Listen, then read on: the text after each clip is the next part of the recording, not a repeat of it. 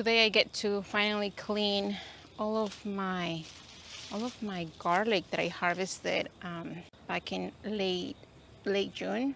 Yes, late June. It has been outside, it has been curing, it has been protected, and it's definitely cured. It's definitely time for me to get it ready to bring it indoors. And I have been using it since I harvested. I have been just grabbing as needed for all of my cooking. And it may seem like a lot. Somebody made the comment when I harvested that I was going to have garlic enough for the whole year. This is not going to last me the whole year. I mean, whenever I use garlic, I use plenty of garlic. Normally recipes that call for, 1 or 2 cloves of garlic, I go crazy with the garlic because I enjoy it. I enjoy it in my cooking, and I don't know, this is just how I grew up. So this garlic that I have here is not going to last me the whole year. It's going to probably maybe be good through the winter, if that much. Honestly, I use a lot. Look at this beautiful head of garlic. Look at that. That is beautiful. And unfortunately, because I wasn't paying attention, I mixed the 2 varieties of garlic that I have here. Now, what I wanted to do was I wanted to save garlic from my harvest to save for seed for planting this fall. But I mixed them up, and now I don't know which one is which. What I'm doing right now that my garlic is cured, I'm just cleaning it up. I'm cleaning. I can go as long to leave for like the stem here, but for storage purposes, I just go really close and I clean the roots as neat as possible, and then I take a couple layers of the skin. Not a lot. I don't definitely want to completely peel it. That's it. That is how I'm going to keep it indoors. Now, how am I going to keep it indoors? Well, I can put it in a brown paper bag. I can use a what is that called, organza bags, somewhere cool inside the pantry. Some people even store them inside their fridge. I am not going to keep this inside a fridge. What I'm going to do more than likely indoors when I have plenty of time is that I am going to completely peel each clove just to have it ready for cooking. So every time that I cook, instead of having to peel garlic, I am just going to go ahead and do that step. And I'll probably save those in a Ziploc bag inside the fridge, the ones that are completely peeled and ready to use. How do you guys store your garlic, the cured garlic that is that you have? So as I do this, I figured that I will talk to you guys about some things that I am thinking. I can give you a couple of updates on things that I know that you guys have been wondering, and that way I can just use my time wisely. One of the things that you guys have been wondering is the system that I use, the new trellising system that I use for my tomatoes, which is the roller hooks that I got from Woodstraw Farmer. I am going to be honest, and I gotta say that I think the technique, the system, the idea behind the roller hooks for trellising tomatoes is great, but it's not for me. Definitely not for me. I had a weird year this year for tomatoes, especially my slicer tomatoes. I planted about 24 slicer tomato plants. Just for slicer, it doesn't count my cherries or the volunteers that I had. My harvest was crazy small. Now, I am not blaming the system. I am blaming the weather. The weather this year in Indiana has been stupid crazy. Last week I posted a video about a small garden tour that I did, and I talk about the mornings in Indiana getting cool, that that was it, that it was going to be time for the plants to go dormant because the cold was coming. Well, I take that back, because this week we're back in the upper 90s. My mom, she's in northern Indiana, and she told me that they're gonna get like super crazy, like maybe even close to the hundreds over there. So yeah, this weather, it hasn't been helping as far as tomato plants go. If it's too cool, the tomato plants are just going to be, like, all right, we're going to die soon. It's time for us to completely go dead. But if it gets too crazy hot, like upper 90s, they just don't do anything. They're just, trying to survive, trying to make it to the next day. So the weather has definitely not been helpful for my slicers. My cherries, on the other hand, I mean, they're going crazy. They love it. My sun sugar tomatoes, which are my favorite type of cherry, they're going wild. Move this over here where I can see it. But my slicers have definitely been a letdown. The second reason why I think that my tomatoes did bad was because my neighbor, and he's not even like my neighbor. He's like 5 houses down. He volunteered my next door neighbor to take care of her lawn, and he decided to spray weed killer around my neighbor's lawn. And the next day after he did that, about 7 of my slicer tomatoes just went crazy. And I really wanted to believe or to convince myself that it was soil related, that all those 7 plants right next to my neighbor's lawn just maybe happened to get sick, I don't know. But when I started checking, weed killer effects on tomato plants, especially in tomato plants, that was it. I mean, it was clearly that. So that didn't go very well with me. When I mentioned this to said neighbor, he sort of believed me. He said he was sorry, but he didn't believe that it was 100% the weed killer that he sprayed. But anyway, so that was that. So almost half of my plants there were, taken. I dug those out when there was no sign of them coming back. So yeah, but back to the roller hooks. I think that the system is great, and I see everybody who has plenty of room, plenty of space to plant tomatoes to use that, and I think that it's great. However, it's just not for me. One, I have to make sure to keep the suckers from even growing, because the system is only supposed to be for one stem, one branch, one tomato runner, whatever you call them, growing on the plant. So that was a challenge on itself. I had to be here almost, every day, making sure that I remove all of those suckers, and that took time. And the plants that were growing, the plants that did well, they weren't producing that much. And again, I don't think that I can blame the system. I think that the weather has or had a huge role into how my tomatoes did this year. And I know that because a lot of people around me with similar growing conditions, their tomatoes this year did poorly, and they're using whatever system they're using for trellising. When I installed that system early in the spring, when I planted my tomatoes there, I mentioned that I wanted to see how it will work for me.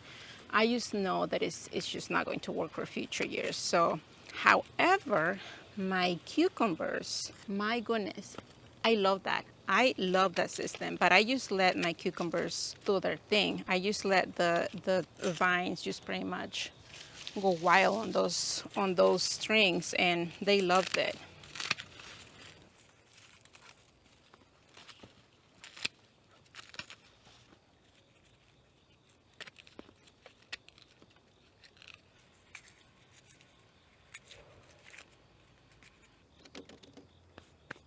When I harvested this garlic, I had plenty of room on that raised bed to plant a lot of plants, and I planted tomatoes, peppers, herbs, lemongrass. I'm looking at it right now. Zinnias. I planted a lot of things, and I wasn't sure how those things were going to do for being planted late in June. But all of the plants that I have there are doing amazing. I already harvested peppers, I harvested tomatoes. I have 2 types of tomatoes growing there. which are cherries and slicers. So that tells me that if I plant good size or seedling tomato plants late in June here in central Indiana, that I should be fine, that I should get a harvest. So that's good to know. But one of the things that is new for me this year that I wasn't sure how weather was going to do being planted that late is Mexican sunflower, and specifically red torch Mexican sunflower. And I don't know who posted about it. I don't know whose YouTube channel I saw that on, and I fell in love with the flowers. I fell in love with how bigger the plants were. I'm talking about 5 feet tall and 5 feet wide. And I started those from seed about 3 weeks before moving them into that raised bed. So sometime around the beginning of June, I started those seeds indoors in little containers, and they were tiny plants. And I'm going to show you a couple of clips here of what I'm talking about. And I wasn't sure again how well they were going to do. I put 2 plants on each corner of that bed. They were tiny plants. And I am looking at them right now. I mean, they are gigantic. They're definitely taller than 5 feet. And the hummingbirds love those blooms. They're completely bananas over those blooms. And I'm really happy. 2 things on those. They definitely need support, and they definitely need the space. I think that having those somewhere close to a trellis or close to somewhere where you can definitely attach them to something is helpful, because they're heavy. And the stems, I feel like they're kind of fragile. They're not super strong. If you're thinking about growing Mexican sunflowers, specifically red torch sunflowers, they're lovely. They are absolutely a delight. And now that I know how well they grow, I can definitely think about a couple of places in my flower beds in the ground where they can definitely thrive. Many of you know that I start most of my flowers and my vegetables from seed.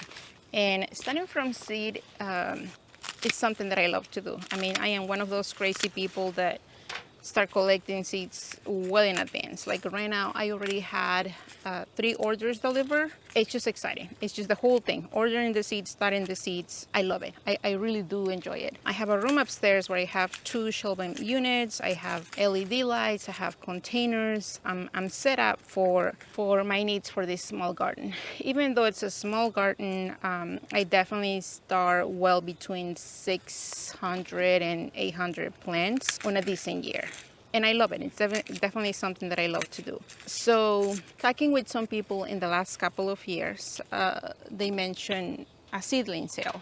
And I have always been kind of on the fence about them, mainly because I know how much work is involved on starting plenty of seeds, enough to, just have a sale. And the last couple of years, I thought about it, but that's all I did. I thought about it and I didn't follow through. I didn't get prepared, so I didn't do anything. However, that's going to change this coming spring. Right now, I have this idea that I am going to start like some basic things. I am not going to go overboard starting a bunch of things that people may not even want. So I am going to think about slicer tomatoes, cherry tomatoes, and a couple of annual flowers and a couple of herbs. That's really all I'm going to do. I have been watching a lot of videos of people who do this. Gary from the Roasted Garlic. I have been following him for many years, and I know that he does this, to bring some income. Now, I am being realistic here. I am definitely not expecting to make thousands of dollars on having a seedling sale. It's just with the amount of space that I have and with the amount of time that I'm willing to give it, I am being realistic. I am not going to make tons of money, but I think that if I bring enough to, I don't know, buy some things from the garden, add some new raised beds maybe, I think that will be fun. So that said, as of right now, I don't have the space to grow extra plants for a sale. So what I decided to do is that in my grow room, that dark wall where I have my house plants and some shelves with some decor, where I have my moss piece that I made a couple of years ago. So that's going to go. I am going to paint that wall white, some sort of white color, and I am going to add a shelving unit so that I will have a total of 3 shelving units. I haven't told my husband this, so we'll see. We'll see how he reacts on this. But that's that. I make sure that I was okay for having this and not having to get any kind of permits. Here in, at least here in central Indiana, I contacted my local DNR person, and she basically told me if you sell annual plants, which are like the vegetables and the annual flowers, then you don't need a special permit or a grower's license. If you start thinking about selling perennials or shrubs, then that's obviously different, and you know, that's a whole different animal, which I am definitely not looking into getting. So selling vegetables and annual flowers next year, early in the spring, I think is going to be something fun. And I will probably regret it halfway through the seed starting season. I'll pretty much prepare for that. That's one of the projects that I have for next year as far as my garden goes. So that said, because I am not busy enough, I also decided that I'm going to do a very small roadside stand. And my husband is excited about it because most of the time I do have quite extra things you know, harvested that I have no clue what to do. My tomato gain wasn't the best this year, so I didn't really have any extra tomatoes. The extras that I had, I gave a bunch to my neighbors, but I think they're having a roadside stand where I can sell my extra vegetables and also my flowers. That's the part that I'm excited. Having small bouquets, I think that's the part that I'm actually really excited. So that said, I'm making room for growing the extra seedlings for the sale, but I also would like to have extra room for growing extra flowers. And as it is, I really don't have the extra space. Like, I really don't have the extra space. So I decided, because this is how normally goes in my garden, I change my mind really easily. I am going to dig all of the raspberries that I planted this spring. And by the way, they're huge. They're kind of doing their thing. I have 2 varieties there. Ones that bloom during early in June, and the others are throughout the fall. I contacted a couple of people that I know that have plenty of space, that have acreage of land, and they don't want raspberries. Apparently raspberries are like, I don't know, the plant that nobody wants. So I am going to wait until they're dormant here in the fall to dig them up, and hopefully I can donate them to, I don't know, whoever wants them. It's already feeling like it's 85 and it's only like 8:30 in the morning. I'm almost done working with this garlic, which, by the way, you need to start your garlic orders if you are thinking about planting this. Remember, here in central Indiana, we plant the garlic. We plant each individual clove either in the ground or in containers or in raised beds around Halloween. If you don't get to do it that early, you can plant it in November, but definitely no later than November. And we harvest around July. Now, if you had a crazy year like we did this year, that it was just too warm, you might be lucky and harvest early in June or late in June, like I did. And super easy. If you're wondering how to do this kind of step-by-step type of thing, I do have a video that I posted. I'll try to add that in the link, so just check that. What a beautiful day. What a beautiful day. It's definitely going to get hot this week, so I gotta make sure that my raised beds and containers have plenty of water. A lot of things are already showing signs that are ready for me to collect seeds from. So that's going to be, that's definitely going to be something that I'm going to be doing this week and in the coming weeks, making sure that I have plenty of seeds from the things that I want to grow. I thank you for being here, and I'll see you on the next one.